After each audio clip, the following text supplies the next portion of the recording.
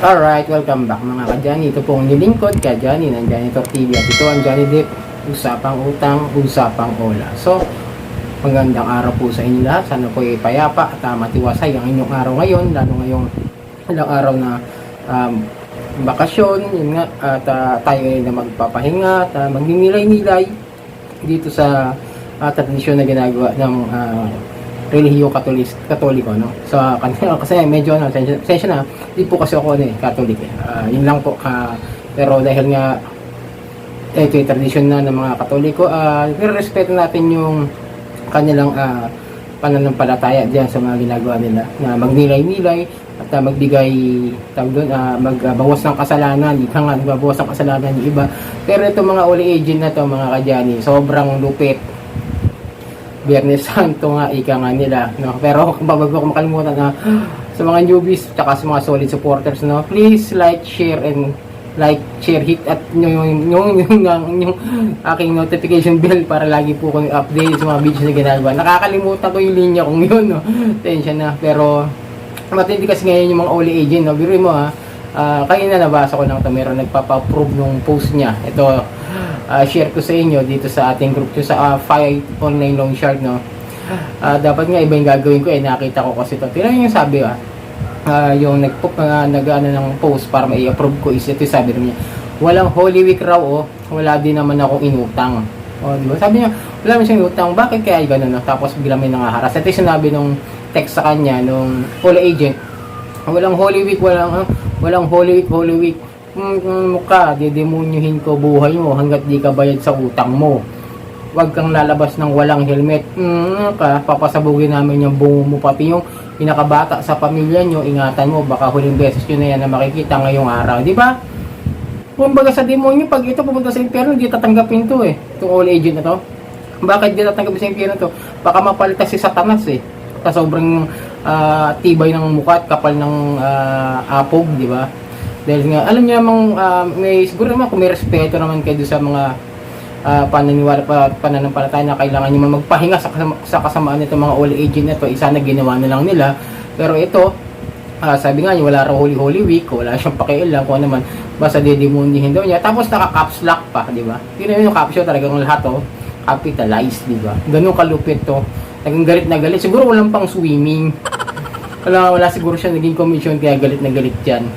Pero, ayun nga sasabi siya, pero sabi naman kasi nito nagpapapost, wala naman siyang inutang doon sa mga wala. Ewan ko natin, not yet sure kung siya ba ay nag-apply lang ba at na-reject, o kaya naman ay isa sa mga contact na nakuhanan doon sa mga nag-apply, doon sa mga nag-loan, dito sa mga wala. Tapos, isa siya sa mga nakasama na nakuha na informasyon doon sa mga naghiram din, ginugulo na lang din nila para mangharas doon sa mga kahit wala namang utang. Tapos ito namang si Ola agent, wala namang sasabihin syempre niya na kung anong Ola siya, di po ba? Yan, napakalinaw naman na wala siyang sinasabing Ola company siya. Syempre alam nila kasi na illegal sila, kaya ganyan yan.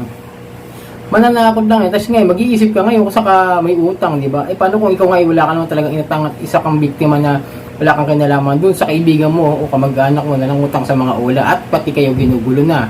Hindi nyo na maintindihan nyo, syempre magulo yun. Kahit naman ako minsan naranasan ko yung ganyan yung isang certain Ola na nangaharas sa akin hindi ko naman talaga na-applyan at never naman ako nag-download. Pero sabi nga nung aking paglapit doon sa PNP Anti-Cybercrime na nag-apply ka ba sa ibang Ola?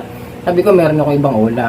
Sabi naman niya is possible na nung nakuha niya yung mga info ko, maaaring pinagpasapasahan na nila yung aking informasyon, tapos sila na ganyan na gagawa ng paraan na guluhin ako dahil siguro may mga kapatid, mga sister companies nila doon pinapasa. Halos lahat naman kasi yan puro magkakamag-anak, kaya sabi nga nila doon sa PNP Cybercrime, no?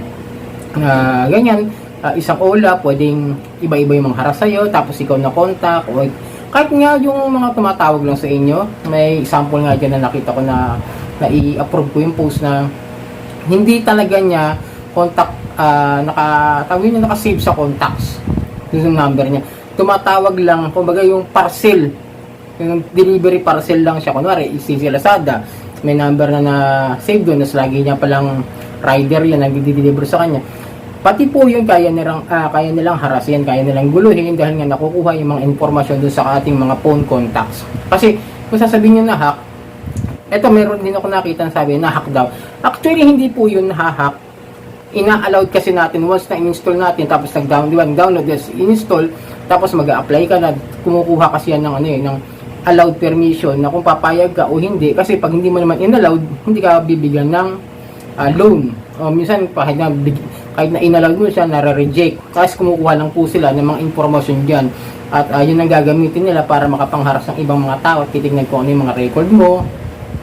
Kung tingin ba nila pwede na lang takutin, imodus itong mga sa contacts natin, kahit mga tumatawag lang, mga kung sino-sino.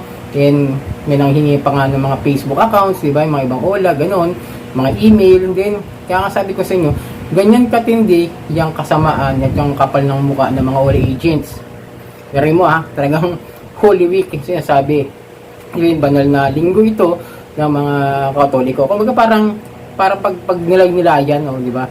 Para makapag isip sa kanila mga nagagawang kasalanan o mga mali na pagsisihan, pero ito hindi ito nagsisisi. Ewan ko, baka tawag doon o kaya simbahan ng mga demonyo o tawag relihiyon ng mga demonyo, mga kulto, mga ganon, kulto ng mga satanismo, ganon.